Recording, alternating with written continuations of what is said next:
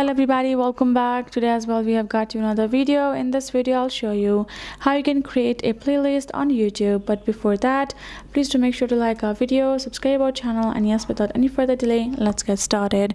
So for that, simply gonna go ahead first, open up our YouTube app. Once we have opened it up, this is how the interface is gonna look like. And let's say we would also like to create a playlist for ourselves. So what we're gonna do is we're gonna go to our profile icon at the bottom, and here we will find all of the playlists. You can see right over here. And if you want to create a new one, you can tap on this little plus icon given, which will make us create a new playlist. Now we're going to add in the title. Let's say this is our title, and we can also make the visibility private and public. So we have it private, and we can tap on the create.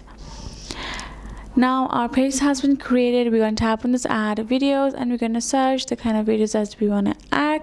Once we have searched and found the video that we want to add, we can simply gonna go ahead and tap on save to playlist. You can see this little icon, and then we're gonna go ahead, tap on this, and now it's saved to my playlist. I can go back and check it out, the list right over here, and that is it. That's how easy it is. I hope this video helped. Thank you so much for watching. I'll see you guys in our next video.